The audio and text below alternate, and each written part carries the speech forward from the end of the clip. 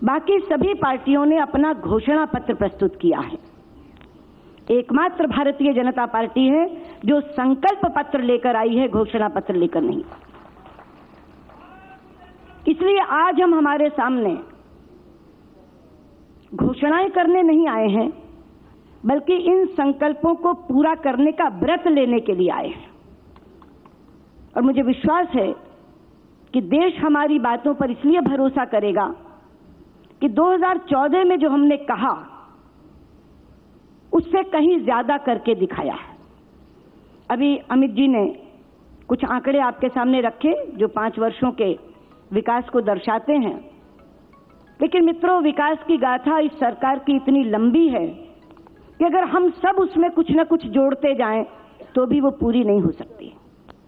मैं कुछ ऐसे आंकड़े आपके सामने रखना चाहूंगी जो अंतर्राष्ट्रीय जगत में लोगों को चौंका रहे हैं। जब मैं इंटरनेशनल फोरा से कहती हूं कि हमने 34 करोड़ नए बैंक खाते खोले हैं, 340 million new accounts have been opened, और यह विश्व का सबसे बड़ा आर्थिक समावेश है, the highest financial inclusion in the world, तो लोग चौंक जाते हैं। जब मैं उन्हें पुरानी सरकार की तुलना करके अपनी सरकार का अध्ययन देती हूं कि पुरानी सरकार में हमारे यहां 12 किलोमीटर हाईवेज पर डे बनते थे, प्रतिदिन बनते थे, और आज 29 किलोमीटर पर डे बन रहे हैं, तो वो चौंक जाते हैं। जब मैं उन्हें बताती हूं कि हमारे यहां रूरल रोड्स पिछली सरकार में 69 किलोमीटर प्रतिदिन 69 किलोमीटर पर डे बनती थी, और आज 134 किलोमीटर 134 किलोमीटर पर डे बन रही है, तो वो चौंक जाते हैं।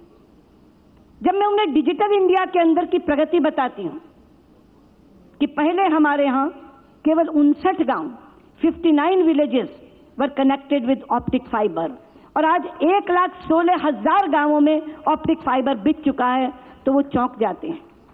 जब मैं उन्हें बताती हूं कि हमारे देश में कॉमन सर्विस सेंटर पहले 83,000 थे, 83,000, और अब 3 लाख से ज्यादा बन गए हैं, तो वो चौंक जाते हैं। जब मैं उन्हें बताती हूं कि पहले देश में मोबाइल फोन बनाने की केवल 2 फैक्ट्रियां थीं, आज भारत में 127 मोबाइल फैक्ट्रीज आर फंक्शनिंग, तो वो चौंक जाते हैं।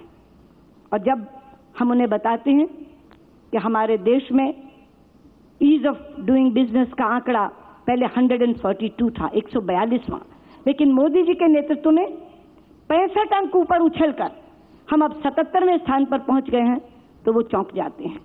और अंतर्राष्ट्रीय जगत के लोग डेवलपिंग कंट्रीज में, विकासशील देशों में शिक्षा और स्वास्थ्य के क्षेत्र में क्या हो रहा है, इसे जानने के लिए बहुत उत्सुक होते हैं। जब मैं उन्हें बताती हूं कि हमारे यहां मोदी जी के नेतृत्व में 14 नए एम्स, 118 मेडिकल कॉलेज, 5,000 जनौषधि केंद्र और 1.5 लाख वेलनेस सेंटर बन रहे हैं, तो वो चौंक जाते हैं। और जब मैं शिक्षा के क्षेत्र में उन्हें बताती हूं कि हमारे यहाँ 14 triple IIT, 7 IIT, 7 IIM, 1 NIT, 103 केंद्रीय विद्यालय और 62 नवोदय विद्यालय खोले गए हैं, तो वो चौंक जाते हैं। और इससे भी ज्यादा जो बात मैं अंतर्राष्ट्रीय स्तर पर बताना चाहती हूं कि भारत का प्रभुत्व और भारत की प्रतिष्ठा मोदी जी के नेतृत्व में जितनी बढ़ी है, उससे पहले कभी नहीं बढ़ी थी। और मैं इसका उदाहरण देना चाहती हूं। पिछले 5 वर्षों में हमारे प्रधानमंत्री जी को 5 बड़े पुरस्कारों से नवाजा गया है। सऊदी अरब ने अपने यहां का हाईएस्ट सिविल ऑर्डर प्रधानमंत्री को दिया। पैलेस्टीन ने अपने यहां का सबसे प्रतिष्ठित, सबसे बड़ा सिविल ऑर्डर प्रधानमंत्री जी को दिया। अभी 3 दिन पहले आपने देखा यूनाइटेड अरब एमिरेट्स ने अपने यहां का हाईएस्ट सिविल ऑर्डर प्रधानमंत्री जी को दिया।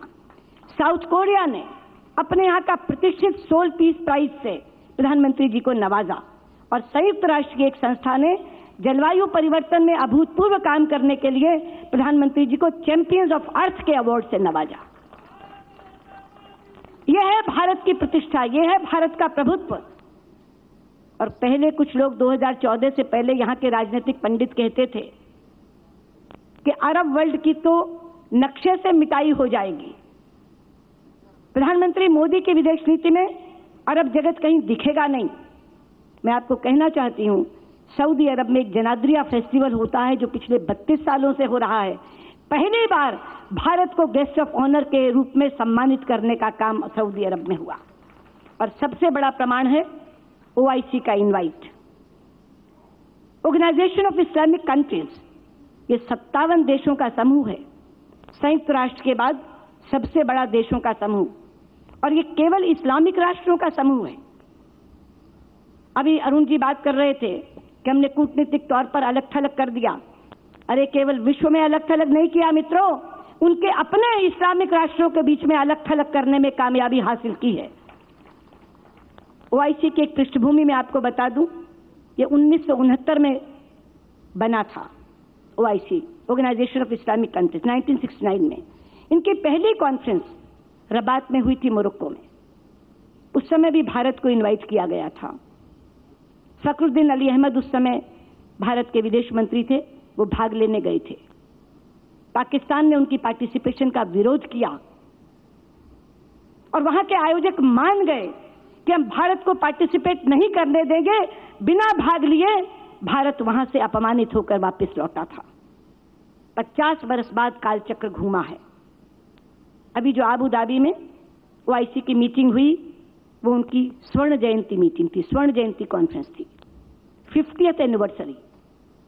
और वहां जब उन्होंने हमें इनवाइट किया, फिर पाकिस्तान ने विरोध किया और अंत में ये लिख के भेज दिया कि अगर आप भारत को दावतनामा देंगे, ये इनविटेशन रद्द नहीं करेंगे, तो हम फाउंडर मेंबर होते हुए भी इसमें नहीं आएंगे।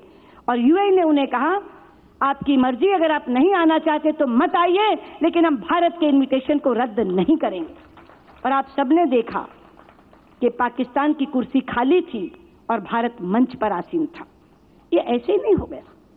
ये जो हमारे विपक्षी कहते हैं कि मोदी जी विदेश यात्रा जाते हैं, क्या लेकर आते हैं, ये है मोदी जी के विदेश यात्रा की उपलब्धि कि सारे देशों से उन्होंने इतने अच्छे रिश्ते बनाए हैं कि ओआईसी के 57 देशों में से 56 देशों ने कहा पाकिस्तान नहीं आता तो नहीं आए, लेकिन भारत का इनविटेशन रद्द नहीं किया जाएगा। इसलिए मैं आज आपसे कहने आई हूं कि देश हमारी हर बात पर विश्वास करेगा। पिछले 5 वर्षों के इतिहास में जो क्रेडिबिलिटी, जो विश्वसनीयता हमने कमाई है, उसी के आधार पर हम ये संकल्प पत्र लेकर आए हैं। लेकिन मैं मीडिया के मित्रों से एक और निवेदन करना चाहूंगी। जैसे वो शीर्षक का अंतर देखें, ऐसे ही वो हमारे संकल्प पत्र की तुलना बाकी पार्टियों के घोषणा पत्र से जरूर करें। मित्रों, हम राष्ट्र को पूर्ण रूप से सुरक्षित रखने की बात कर रहे हैं और कांग्रेस का मैनिफेस्टो कहता है हम देशद्रोह को, कानून को समाप्त कर देंगे, यानी वो देशद्रोह को अपराध मानने से इनकार कर रहे हैं। हम राजनीतिक स्थिरता के नाम पर मजबूत सरकार लाने की वकालत कर रहे हैं और वो गठबंधन के नाम पर मजबूर सरकार बनाने की वकालत कर रहे हैं। हम देश में अभूतपूर्व विकास की गंगा बहाने की बात कर रहे हैं और वो विकास के नाम पर पूरी तरह मौन साधे हुए हैं। हम लोक कल्याण के लिए हर वर्ग के कल्याण की बात कर रहे हैं, वो कुछ वर्गों के तुष्टीकरण की बात कर रहे हैं।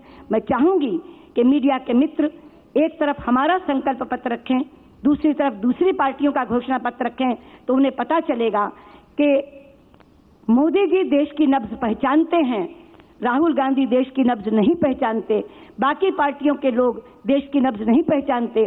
तो जिन्होंने देश की नब्ज को समझकर, पहचान कर अपना संकल्प पत्र बनाया है, जनादेश उसी को मिलेगा। इसी विश्वास के साथ मैं अपनी बात समाप्त करती हूं और इस संकल्प पत्र पर आप टिप्पणी करें दूसरों की तुलना के साथ, ये पुनः निवेदन करती हूं। बहुत बहुत धन्यवाद। नमस्कार।